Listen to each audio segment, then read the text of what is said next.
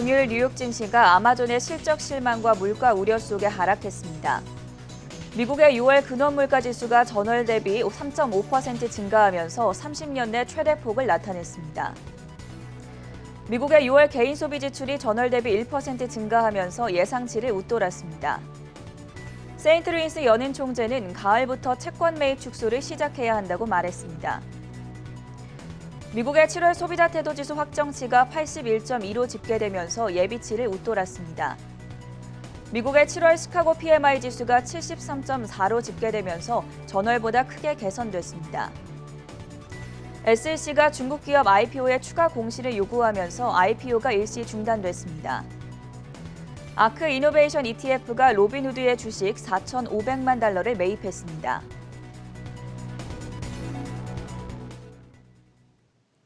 네, 여러분 안녕하십니까? 8월 2일 월요일 글로벌 이슈 투데이의 전세원입니다. 7월 한 달이 마무리가 됐습니다. 다행히도 3대 지수가 월간 기준으로 일제히 상승했고요. 다우 지수가 1.3%, 나스닥 지수가 1.2% 오름세를 나타낸 가운데 S&P 500 지수가 가장 큰 폭인 2.3%가량 상승하면서 6개월 연속해서 강세 랠리를 펼쳤습니다. 다만 월간 후반으로 가면서 실적 발표에 따라 변동성이 커지는 장세를 나타냈는데요. 자세한 글로벌 마감 시황 먼저 박고은 캐스터 연결해 보겠습니다.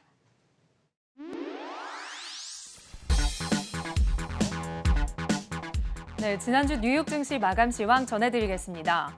지난주 금요일 뉴욕 증시는 기업 실적과 물가 지표를 주시한 가운데 하락세를 보였습니다.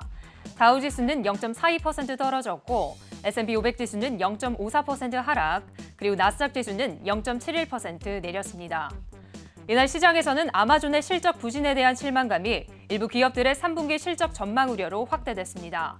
특히 델타 변이의 빠른 확산세 속에 성장률과 실적이 2분기에 고점을 찍고 3분기부터는 둔화할 수 있다는 우려가 투자 심리를 위축시키며 증시는 하락세를 보였습니다. 또한 물가 상승률은 30년 만에 최대 상승폭을 기록했습니다. 연준이 선호하는 물가 지표인 6월 근원 PCE 가격 지수는 작년 대비 3.5% 오르며 예상치는 밑돌았지만 91년 이후 최고치를 경신했습니다. 이날 미국의 10년물 국채금리는 1.22%대로 하락세를 보였고 월가의 공포지수라 불리는 빅스 지수는 18선을 기록했습니다. 한편 미국 상원은 1조 달러 규모의 인프라 투자 법안에 대한 법안 상정 표결을 가결했습니다. 업종별로 자세히 살펴보면 금요일장에서는 경기 소비재와 에너지주가 1% 넘게 떨어지며 부진한 흐름을 보였습니다. 반면에 자재주와 부동산주는 상승세를 보였습니다. 다음으로 종목별로도 보겠습니다. 아마존은 2분기 순이익이 예상을 웃돌았지만 매출은 3년 만에 처음으로 예상을 밑돌며 향후 매출 성장세 둔화 우려가 부상한 가운데 주가는 7% 넘게 내렸습니다.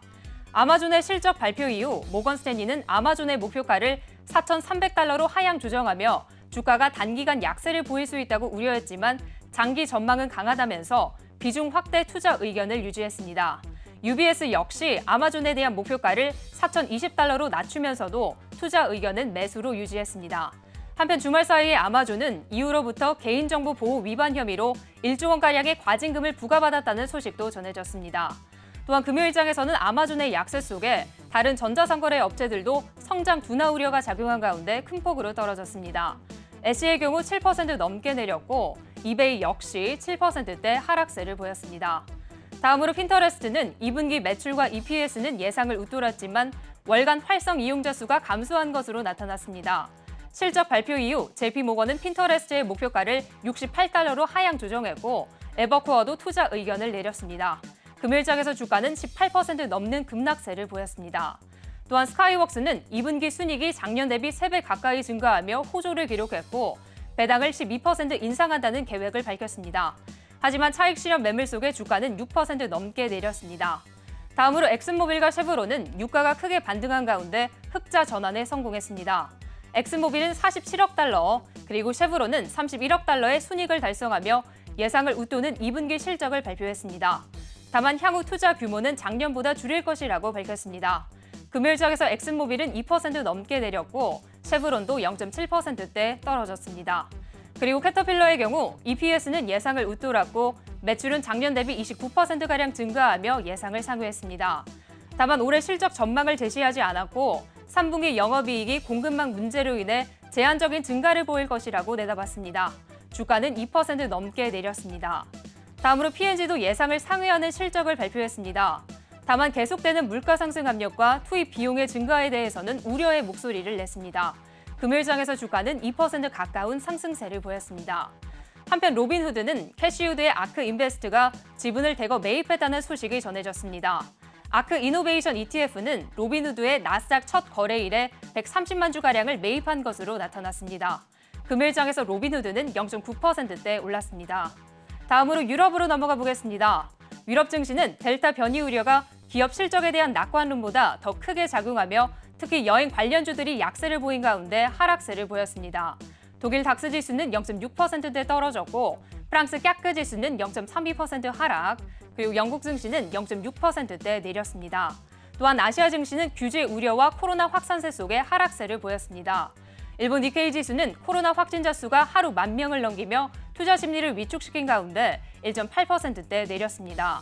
중국 상해 종합지수와 홍콩 항생지수는 규제 우려가 이어지면서 각각 0.4%대 그리고 1.3%대 떨어졌습니다. 또한 대만 각권지수도 중하권 증시의 약세 속에 0.8%대 내렸습니다. 마지막으로 상품 시장도 보겠습니다. 국제유가는 주중에 발표된 미국의 원유 재고가 예상보다 많이 감소하면서 원유 수요에 대한 기대가 유지된 가운데 상승세를 보였습니다. WTI 가격은 0.5% 오른 73달러 선에 마감했고 브렌트유는 75달러 선에 거래되었습니다. 그리고 금 가격은 그 전날 2%에 가까운 급등세를 보인 데 따른 숨고르기가 나타났고 달러와의 강세 속에 하락세를 보였습니다. 금일장에서 금 가격은 1% 떨어진 1,817달러 선에 마감했습니다. 지난주 마감 시황 전해드렸습니다. 네, 세계 각국의 이슈로 투자자의 든든한 하루를 보장해드리는 글로벌 이슈 투데이 시간, 먼저 오늘의 첫 번째 소식 체크해 보겠습니다. 현지 시간 31일에 월스트리트저널에서 나온 보도 내용입니다. 태양광 발전을 늘릴수록 중국의 석탄 산업이 호황을 나타내고 있다. 홍성진 캐스터, 친환경의 역설이라고 평가할 수 있지 않겠습니까? 네, 그렇습니다. 서방 국가들이 탄소 배출을 줄이기 위해 태양광 사업을 늘리자 오히려 역설적으로 중국 쪽에서 석탄 발전이 큰 폭으로 증가한 것으로 확인됐습니다. 월스트리트저널은 현지 시간 31일 최근 미국과 유럽 쪽에서 보급되고 있는 태양광 패널이 탄소 배출 감소에는 실제로 도움이 되지 않고 있다고 전했는데요. 태양광 패널의 핵심 소재인 폴리실리콘이 문제가 되고 있다면서 각국이 현 사태를 해결하기 위해 신중하게 접근해야 된다고 밝혔습니다. 현재 탄소 배출 감소를 위해 전 세계적으로 보급되고 있는 태양광 패널에는 태양광 산업의 쌀로도 불리는 폴리실리콘이 사용됩니다. 다만 이 폴리실리콘의 80% 이상을 중국 업체들이 만들고 있는 상태인데요. 월스트리트저널은 중국 기업들이 폴리실리콘을 만드는 과정에서 엄청난 양의 석탄을 사용하고 있다면서 이로 인해 앞으로 탄소 배출량이 오히려 늘어날 가능성이 높다고 전했습니다. 현재 중국 외에도 일부 서구권 국가에서도 태양광 패널 사업을 위해 폴리실리콘을 생산하고 있기는 합니다. 특히 미국과 독일 등의 공장에서는 중국에서 생산되고 있는 폴리실리콘보다 더 낮은 탄소를 배출하고 있는 것으로 확인됐는데요. 다만 비용 경쟁력에서 큰 차이가 나면서 일부 공장들이 문을 닫기 시작한 상황입니다. 실제로 독일에 있는 가장 큰 폴리실리콘 공장은 현재 중국에 비해 약 4배에 달하는 전력 비용을 감당하고 있는 것으로 알려졌습니다. 이렇게 가격 경쟁에서 밀려난 서구권 공장들이 문을 닫자 중국에 대한 태양광 부품 의존도가 큰 폭으로 늘어나고 있는 건데요. 월스트리트저널은 중국산 의존도가 줄어들지 않을 경우에 태양광 발전이 세계에서 가장 많은 오염원을 배출하는 사업이 될 수 있다고 경고했습니다. 또 신장 위구르 자치구에서 생산되고 있는 폴리실리콘 역시 문제가 되고 있다면서 신장 지역의 탄소 배출 규제가 유독 허술하기 때문에 훨씬 더 많은 양의 탄소를 배출하고 있다고 덧붙이기도 했습니다. 한편 태양광 발전에 대한 탄소 배출 문제가 지적되자 미국을 비롯해 서방 국가들도 발빠른 조치에 나선 상태인데요. 미국은 지난 6월 위구르족 강제 노역 제재의 일환으로 신장에서 만들어지고 있는 태양광 패널을 수입하지 않겠다고 발표했습니다. 또 유럽연합도 회원국에서 판매되고 있는 태양광 패널의 탄소 배출량 규제를 검토하고 있는 것으로 확인됐는데요. 하지만 일부 전문가들은 중국산 원료에 대한 의존도가 절대적으로 높은 상황에서 이 같은 규제가 과연 효과가 있을지 미지수인 상황이라고 지적하기도 했습니다.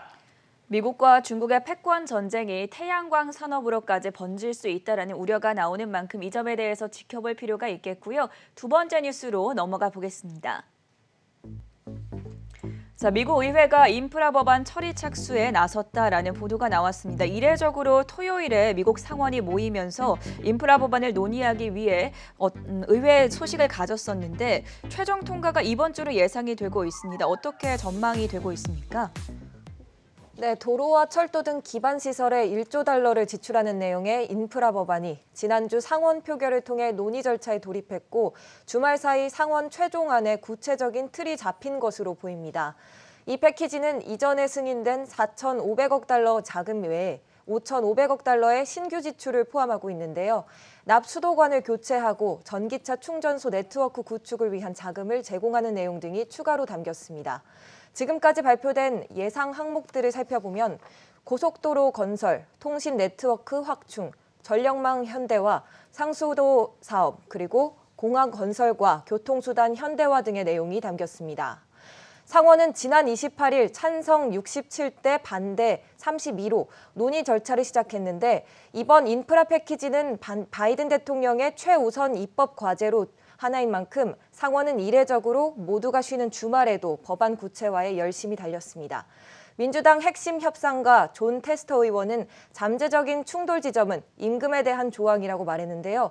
건설업체가 이 인프라 법안으로 얻은 자금으로 노조가 정한 수준의 더 높은 임금을 제공하도록 하는 부분입니다. 다만 공화당원인 수잔 콜린스 의원이 CNN과의 인터뷰에서 최소 10명의 공화당원이 법안을 지지할 것으로 생각한다고 밝혀 60표 확보에는 어려움이 없을 것으로 보입니다. 한편 CNBC 트레이딩 네이션에서 트레이더들은 인프라 법안 관련된 포괄적인 투자를 위해 PAV ETF와 IFRA 인프라 ETF를 소개했는데요. PAV ETF는 디어나 유니언 퍼시픽 등의 종목을 담고 있고 상원 논의 진행 소식에 지난 목요일 1% 이상 올랐습니다. 섹터별로 자재 섹터에 집중하라고 했는데요. 개별 종목으로는 광산업체 BHP그룹이나 클리블랜드 클리프스와 같은 종목이 담겼고 수도 유틸리티, 아메리칸 워터웍스 같은 종목들이 주목을 받았습니다. 척 슈머 민주당 상원 원내대표는 논의가 조만간 마무리될 것이라며 곧 관련 개정안들에 대해 며칠 안에 투표를 시작할 것이라고 밝혔는데요. 이에 외신들은 이번 주 목요일쯤 인프라 법안이 상원을 최종 통과할 것이라고 보도했습니다. 앞으로 인프라 법안과 관련한 논의 진전 상황 지켜보면 좋겠습니다. 네, 인프라 법안과 관련한 진척 상황과 함께 수혜주까지 짚어봤고요. 세 번째 이슈로 넘어가 보시죠. 지난 한 주 동안에 아마존이 무려 9%대 급락세를 나타냈습니다. 아쉬운 실적 발표, 그리고 이번에는 유럽연합으로부터 대규모 과징금을 부과받았다라는 악재 소식까지 전해졌는데 홍성진 캐스터가 분석해 주시죠. 네, 유럽연합이 아마존에게 역대 최고 금액의 과징금을 부과한 것으로 발표됐습니다. CNBC는 주말 사이 이 같은 내용을 아마존이 SEC에 제출한 서류를 통해 확인할 수 있었다고 전했는데요. CNBC는 룩셈부르크 규제당국이 아마존이 개인정보 보호 규정을 어겼다는 이유로 1조 200억 원에 달하는 과징금을 부과했다고 보도했습니다. 앞서 아마존의 개인정보 보호 규정 위반 수사는 지난 2018년 프랑스의 시민단체의 고발로부터 시작됐는데요. 당시 시민단체는 아마존의 광고가 사용자의 동의 없이 진행되고 있다며 사용자에게 충분한 내용을 고지하지 않고 절차 없이 운영되고 있다고 비판했습니다. 다만 아마존 측은 개인정보 보호 규정을 위반하는 어떠한 행위도 하지 않았다고 항소 의사를 밝혔는데요. 아마존 대변인은 정보 유출을 위반한 사례를 발견하지 못했다면서 아마존의 고객 정보가 제3자에게 넘어간 경우도 없었다고 전했습니다. 또 유럽연합의 이번 결정은 고객 정보에 대한 유럽의 주관적이고 또 검증되지 않은 해석에 따른 것이라고 반박하기도 했습니다. 앞서 유럽연합은 지난해부터 미국 빅테크 기업에 대한 조사를 꾸준히 진행한 것으로 확인됐는데요. 유럽연합은 빅테크 기업들의 개인정보 운영뿐만 아니라 반독점 행위에 특히 주목하면서 아마존과 구글을 비롯해 기업들에 대한 압박 수위를 높여왔습니다. 실제로 구글은 지금까지 약 11조 원이라는 엄청난 규모의 과징금을 부과받은 것으로 확인됐습니다. 이렇게 지난주 아마존까지 약 1조 원이라는 최대 금액의 과징금을 받자 투자자들의 우려도 같이 커진 상태인데요. 이와 관련해 CNBC는 최근 아마존의 주가 하락과 함께 아마존에 대한 투자 심리가 흔들리고 있다면서 이로 인해 미국의 소매업체들도 큰 타격을 받았다고 전했습니다. 또 소매업체 가운데 특히 이커머스 기업들의 영향이 가장 컸다면서 엣지와 이베이 등의 기업들의 주가를 주시해야 된다고 전하기도 했습니다. 네, 아마존 관련한 여러 가지 소식들 전해드렸고요. 다음 이슈 체크해 보겠습니다. 기업들의 실적 발표가 어느 정도 마무리돼 가고 있는데 팡이나 마가 종목들은 끝이 났고 이번 주에는 알리바바와 니콜라, 우버 등의 실적 공개가 예정돼 있습니다. 이외에 어떤 포인트들 짚어보면 좋겠습니까? 이번 주 미국 증시는 7월 고용 보고서를 기다리면서도 미국 내의 빠른 코로나19 델타 변이 바이러스 확산세에 주목하겠습니다. 특히 지난주 증시는 금요일엔 하락세로 마감했지만 전날까지는 사상 최고치를 경신하면서 고점 부담이 높아진 상태이며 이번 주 차익 실현 압박이 계속 있겠습니다. 우선 현지 시간 2일에는 마킷과 ISM의 제조업 PMI가 나옵니다. 3분기가 들어서며 지표가 고르지 못했기 때문에 경기 회복 기대감은 다소 낮아진 상태입니다. 이어서 3일 화요일에는 8월 경기 낙관 지수가 나오고 알리바바와 니콜라 등이 실적을 발표하겠습니다. 최근 수소전기차 업체 니콜라 창업자 트레버 밀턴이 증권과 금융사기 혐의로 기소가 돼 떠들썩했는데요. 실적 전망 역시 밝지는 않아 보여 주가 움직임에 주목해야겠습니다. 이어서 4일에는 ADP 7월 고용 보고서가 나옵니다. 지난주 FOMC 회의에서 연준은 테이퍼링을 위해선 고용과 물가 목표치에서 상당한 진전이 필요하다고 언급했는데 전문가들은 발표되는 고용 지표가 예상보다 강하면 다시 조기 긴축에 대한 우려가 제기될 수 있기 때문에 주가에 하락 압력을 줄 것이라고 보고 있습니다. 4일 실적을 발표하는 기업에는 우버가 있습니다. 한편 5일 목요일에는 스퀘어와 듀크 에너지 등의 실적이 나오겠습니다. 마지막으로 6일에는 7월 비농업 부문 고용 데이터가 발표되겠는데요. 월스트리트 저널에 따르면 전문가들은 이 수치가 전달보다 적을 것으로 예상했습니다. 7월 신규 고용이 100만여 명에 달하거나 넘어서면 조기 긴축 우려가 나오겠지만 반대로 지표가 너무 약해도 델타 변이에 따른 봉쇄 우려와 미국 경제 성장 고점론 등의 우려가 다시 부각돼 증시에 조정을 줄 수 있다는 전망입니다. 요일별로 이번 주에 주목해볼 만한 일정들과 이벤트까지 정리해봤고요. 마지막 소식으로 넘어가 보겠습니다. 자, 글로벌 IB 종목 탑픽, 오늘은 골드만삭스가 하이브리드 근무 환경 수혜주를 골랐다고 하던데 어떤 기업들이 수혜주로 올라와 있었습니까? 네, 맞습니다. 오늘은 골드만삭스가 주목한 하이브리드 근무 환경 속 수혜를 받게 될 종목에 대해 살펴보겠습니다. 지난해 발생한 코로나19 팬데믹 사태 이후에 글로벌 기업들의 재택근무량이 크게 늘어난 상황인데요. 최근 사무실로 직원들을 복귀시키는 기업들이 늘어남에 따라 골드만삭스는 앞으로 재택근무와 사무실 근무가 공존하는 하이브리드 근무 환경이 증가할 것이라고 예상했습니다. 또 이로 인해 수혜를 받게 될 기업들이 있을 것이라고 전했는데 골드만삭스가 주목한 종목들 하나씩 확인해 보겠습니다.